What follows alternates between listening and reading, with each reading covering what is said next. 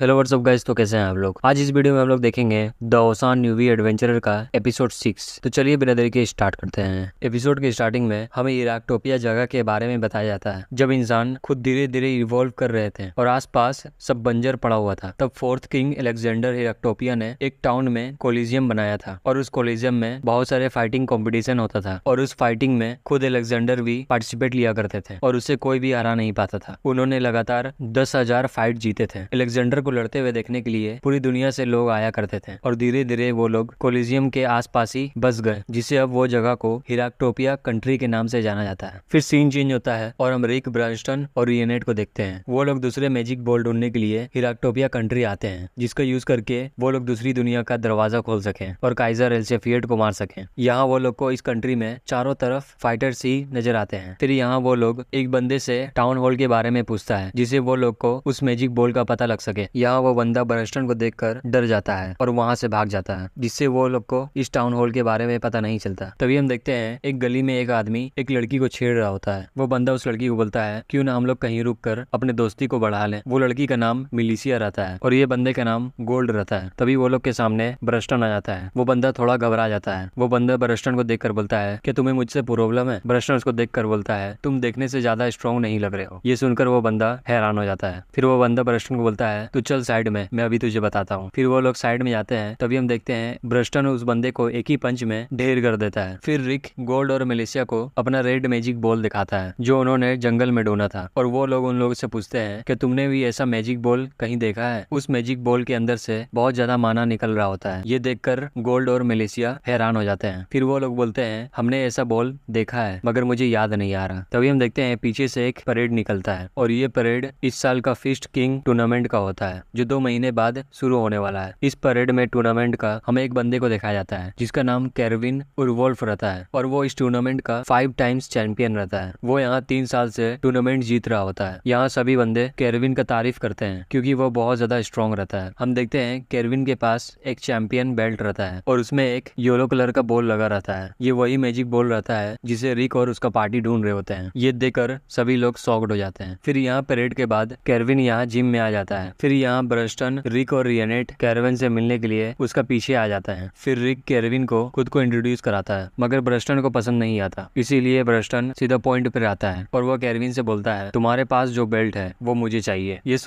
सुनकर जिम का ओनर गुस्सा हो जाता है और वहाँ के बंदों को बोलता है, इन लोगों को बाहर निकालो। मगर केरविन उसको शांत कराता है। फिर ब्रस्टन वो लोग को बताता है, तुम्हारे जो बेल्ट में जो क्रिस्टल है वो हमारा है। हमारे पार्टी का एक पुराने मेंबर ने इस क्रिस्टल को खो दिया था, इसीलिए तुम हमें ये वापस कर दो। इससे बदले में हम तुम्हें इससे ज्यादा कीमती क्रिस्टल दे देंगे और बेल्ट भी तुम्हें वापस कर देंगे। ब्रस्टन का ये बात सुनकर केरविन बोलता है, देखने से तो लग रहा है तुम सच कह रहे हो, मगर ये क्रिस्टल और बेल्ट हमारे कंट्री इराक्टोपिया और उसके लोगों को प्राउड है। मैं चाहकर भी ये बेल्ट तुम्हें नहीं दे सकता। अगर तुम्हें ये बेल्ट चाहिए तो तुम्हें फिस्ट किंग टूर्नामेंट को जीतना होगा। ये सुनकर ब्रस्टन बोलता है, तुमने सही कहा। उसके बाद ब्रस्टन वहाँ से चला जाता है और ब्रस्टन के पीछे पीछे रिक और रियनेट भी चले जाते हैं। वो लोग के जाने के बाद जिम का ओनर केरविन को बोलता है, तुमने इन्हें जाने क्यों दिया। इन लोगों को अभी ही यहीं पे निपटा देना चाहिए था। केरविन बोलता है, ये लोग कोई नॉर्मल इंसान नहीं है। इसमें जो मेड जैसा दिखने वाली लड़की है वो बहुत ज्यादा स्ट्रॉन्ग थी और उसके बाद वो डल सा बूढ़ा आदमी, उसने अपने बॉडी को बहुत ज्यादा ट्रेन किया है, मगर मुझे उसमें कुछ ज्यादा खास नहीं लगा। मगर इन सब में सबसे ज्यादा खतरनाक वो ऑर्क था। अगर हम लोग उन सब से लड़ते तो यहाँ पर सभी मारे जाते। दूसरी ओर यहाँ ब्रस्टन रिक और रियनेट को बोलता है, अगर हमें वो मैजिक बॉल चाहिए तो हमें टूर्नामेंट में पार्टिसिपेट लेना होगा, मगर इस टूर्नामेंट में पार्टिसिपेट होना इतना आसान नहीं होता है। सबसे पहले उन्हें इस कंट्री का ईस्ट और वेस्ट होने वाले क्वालिफायर राउंड को क्लियर करना होगा। उसके बाद जो लोग क्वालिफायर राउंड में पास हुए उन्हें एक लीग में पार्टिसिपेट होना होगा। ब्रस्टन रिक को बोलता है, मैं ईस्ट पार्ट में पार्टिसिपेट करूंगा और तुम वेस्ट पार्ट में पार्टिसिपेट करना। ब्रस्टन का ये बात सुनकर रिक भी मान जाता है। रिक ब्रस्टन से पूछता है, क्या तुम अकेले ये सब संभाल लोगे। ब्रस्टन बोलता है, चिंता मत करो, मैंने एक गाइड हायर किया है। हम देखते हैं वहाँ गाइड का काम गोल्ड करता है और वो ब्रस्टन के साथ ईस्ट पार्ट में जाने के लिए पूरा तैयारी कर लेता है और यहाँ रियनेट और रिक वेस्ट पार्ट के लिए निकल जाते हैं। इस टूर्नामेंट में पार्टिसिपेट करने के लिए रिक का एक फाइटर होना जरूरी है, इसीलिए फाइटर बनने के लिए रिक को एक टेस्ट देना पड़ता है। इस टेस्ट में रिक एक न्यू फाइटर से लड़ता है। रिक यहाँ एग्जामिनर से पूछता है, क्या मेरा ओपोनेंट स्ट्रॉन्ग है। ये सुनकर वो एग्जामिनर उसको बोलता है, तुम्हारे ओपोनेंट ने आज तक सारे क्वालिफाइंग मैच जीते हैं। वैसे इस टेस्ट में कोई हार जीत का फर्क नहीं पड़ता। अगर तुम्हारा एबिलिटीज स्टैंडर्ड्स को क्रॉस कर जाता है तो तुम पास हो जाओगे। फिर हम रिक का ओपोनेंट को देखते हैं और वो एक लड़की रहती है और वो लड़की और कोई नहीं, एंजेलिका डॉर्मेट रहती है। है जिसको रिक ने ई रैंक के टेस्ट के टाइम हराया था। जैसे ही एंजेलिका रिक को देखती है वो बहुत ज्यादा शॉक्ड हो जाती है। फिर वो लोग एक दूसरे के आमने सामने खड़े हो जाते हैं। रिक एंजेलिका से पूछता है कहीं तुम्हारे दोनों भाई यहाँ पर नहीं आए हैं ना। ये सुनकर एंजेलिका बोलती है नहीं, मैं यहाँ अकेली आई हूँ। ये सुनकर रिक थोड़ा रिलैक्स फील करता है। एंजेलिका रिक को देखकर थोड़ा घबराती है और वो बोलती है जिसने मेरे भाई को हराया है, जो ये रैंकर है, मैं उस बंदे के साथ कैसे लड़ सकती हूँ। फिर हम देखते हैं यहाँ फाइट स्टार्ट हो जाता है। यहाँ एंजेलिका को रिक अभी भी कमजोर लग रहा होता है और वो रिक को कोई चांस नहीं देना चाहती है। इसीलिए एंजेलिका स्टार्टिंग ही में रिक पर अटैक करने का कोशिश करती है। तभी वो अचानक से फिसल जाती है और नीचे गिर जाती है। एंजेलिका को यहाँ लगता है कि गलती से उसका पैर फिसल गया। एंजेलिका यहाँ खड़ा होकर दोबारा से ट्राई करती है मगर वो फिर गिर जाती है। फिर एंजेलिका को समझ में आ जाता है कि ये सब रिक ही कर रहा है। रिक एंजेलिका को बताता है कुछ महीना पहले ही उसने एक नया मूव सीखा है जिससे वो अपने ओपोनेंट को जमीन में गिरा सकता है और वो लड़ने से पहले ही हार मान लेता है और उसे चोट भी नहीं लगता है। ये सुनकर एंजेलिका थोड़ा हैरान हो जाती है और वो सोचती है आखिर मैं अब क्या करूं, मैं ऐसे ही नहीं हार सकती हूँ। फिर एंजेलिका रिक से दूर हो जाती है। फिर रिक फिर से अपना मूव यूज करके एंजेलिका को गिरा देता है। रिक उसके साथ ऐसा बार बार करता है जिससे एंजेलिका का हालत खराब हो जाता है और उसको लड़ने का हौसला टूट जाता है। वो यहाँ दिखावा करती है कि उसे कुछ नहीं हुआ। ये देखकर रिक अपना थोड़ा और पावर यूज करने वाला रहता है। ये देखकर एंजेलिका डर जाती है और हार मान लेती है। इसी के साथ ये मैच रिक जीत जाता है। मैच खत्म होने के बाद रिक और रियनेट वहाँ से जाने लगते हैं। रिक रियनेट से पूछता है तो इसका मतलब ये है कि मैं एक फाइटर हूँ, तो मैं ये टूर्नामेंट में पार्टिसिपेट ले सकता हूँ। रियनेट इसको बोलती है हाँ। फिर हम देखते हैं रिक के पास एंजेलिका आती है और वो रोते हुए बोलती है आखिर तुम कितनी बार मेरा बेइज्जती करोगे। एंजेलिका को रोते हुए देखकर रिक को कुछ समझ नहीं आता, इसीलिए वो उसको चुप कराने के लिए उसे डिनर के लिए लेके जाता है। फिर हम एक रेस्टोरेंट का सीन देखते हैं और ये रेस्टोरेंट मिलिशिया का पेरेंट्स का रहता है और मिलिशिया भी यहाँ पर काम करती है। फिर मिलिशिया रिक से ब्रस्टन के बारे में पूछती है कि वो कहाँ है। रिक बताता है कि वो ईस्टर्न लीग में पार्टिसिपेट करने गया है। ब्रस्टन को यहाँ ना देखकर मिलिशिया थोड़ा दुखी हो जाती है। फिर यहाँ एंजेलिका रिक से पूछती है आखिर तुम यहाँ पर क्या कर रहे हो। ये सुनकर रिक बोलता है मैं ये फिस्ट किंग टूर्नामेंट जीतने आया हूँ और ये टूर्नामेंट जीतना बहुत बड़ा बात है। ये सुनकर एंजेलिका बहुत ज्यादा हैरान हो जाती है। हमें पता चलता है कि एंजेलिका यहाँ पर 4 महीने से है और वो भी टूर्नामेंट में हिस्सा लेना चाहती है, मगर रिक भी टूर्नामेंट में पार्टिसिपेट लेना चाहता है, जिससे एंजेलिका का टूर्नामेंट में पहुंच पाना बहुत मुश्किल हो जाता है। एंजेलिका रिक को बोलती है तुम बहुत स्ट्रांग हो, मगर इस साल टूर्नामेंट में पार्टिसिपेट होना तुम्हारे लिए मुश्किल है। तुम्हें पार्टिसिपेट होने से पहले टोटल 40 मैचेस जीतना होगा। एक नॉर्मल इंसान को टोटल 6 महीने लगते हैं। अगर एक इंसान बिना रेस्ट किए लड़े तभी वो 1 महीने में 10 ही मैच जीत सकता है और क्वालिफायर मैच स्टार्ट होने में सिर्फ 1 हफ्ता बचा हुआ है और 1 हफ्ते में 40 मैच जीतना इम्पॉसिबल है। ये सुनकर रिक बोलता है अगर मैं एक दिन में 10 फाइट करूं तो ये हो जाएगा। रियनेट एंजेलिका को बताती है रिक ने 4 दिन में 40 फाइट कर लिया है। ये सुनकर एंजेलिका का होश ही उड़ जाता है। फिर हम दूसरा दिन का सीन देखते हैं। यहाँ रिक अपना पहला मैच के लिए पार्टिसिपेट लेने जाता है और यहाँ रिक का अपोनेंट का नाम ग्रिट एल्बर्ट रहता है। यहाँ वो बंदा रिक को वार्निंग देते हुए बोलता है ग्रिट मैच में इलीगल वेपन यूज करता है, मगर हमें बॉडी चेकिंग में ऐसा कुछ भी नहीं मिला है, तो तुम ध्यान से लड़ना। फिर हम मैच का सीन देखते हैं। यहाँ रिक और एल्बर्ट आमने सामने खड़े रहते हैं। रिक यहाँ एल्बर्ट को देखकर सोचता है मुझे नहीं लगता ये कोई वेपन रखा होगा। दूसरी ओर एल्बर्ट भी रिक को कमजोर समझ रहा होता है। फिर हम देखते हैं एल्बर्ट अपने जूते के सोल में एक इम्पैक्ट स्टोन छुपा कर रखता है। फिर एल्बर्ट आगे बढ़ते हुए अपना कोट उतार कर रिक के ऊपर फेंक देता है और उस इम्पैक्ट स्टोन से रिक पर अटैक करता है, जिससे वहाँ बहुत बड़ा धमाका होता है। यहाँ एल्बर्ट को लगता है कि वो ये मैच जीत गया है, मगर हम देखते हैं रिक को कुछ भी नहीं होता और वो सही सलामत खड़ा रहता है। मगर हम देखते हैं एल्बर्ट का पंच जैसे ही रिक का स्ट्रॉन्ग बॉडी से टकराता है तो एल्बर्ट का हाथ ही टूट जाता है। रिक ये देखकर बोलता है अगर तुम बिना ट्रेनिंग किए इम्पैक्ट स्टोन को यूज करोगे तो तुम्हारा हाथ टूटेगा ही। एल्बर्ट यहाँ सोचता है ऐसा हो ही नहीं सकता, मैं तो इसे यूज करके पत्थर भी तोड़ देता हूँ। फिर यहाँ रिक का बारी आता है। रिक यहाँ तेजी के साथ अपना पंच एल्बर्ट के कानों की तरफ से निकालता है। रिक का पंच का पावर इतना ज्यादा रहता है जिससे उसका पंच का हवा से ही एल्बर्ट का हालत खराब हो जाता है और वो नीचे गिर जाता है। ये देखकर सभी लोग शॉक्ड हो जाते हैं और इसी के साथ रिक ये मैच भी आसानी से जीत जाता है। फिर सीन चेंज होता है। यहाँ ब्रस्टन गोल्ड के साथ ईस्ट की ओर जा रहा होता है और यहाँ कैरविन जिम में अपना प्रैक्टिस कर रहा होता है और इसी के साथ ये एपिसोड यहीं पे खत्म हो जाता है। तो गाइस ये वीडियो कैसा लगा आप लोगों को कमेंट करके बताओ। अगर ये वीडियो पसंद आया तो लाइक करो और ऐसे ही वीडियो देखने के लिए सब्सक्राइब करो चैनल को और सपोर्ट करते रहो। मैं मिलता हूँ आपसे नेक्स्ट वीडियो में।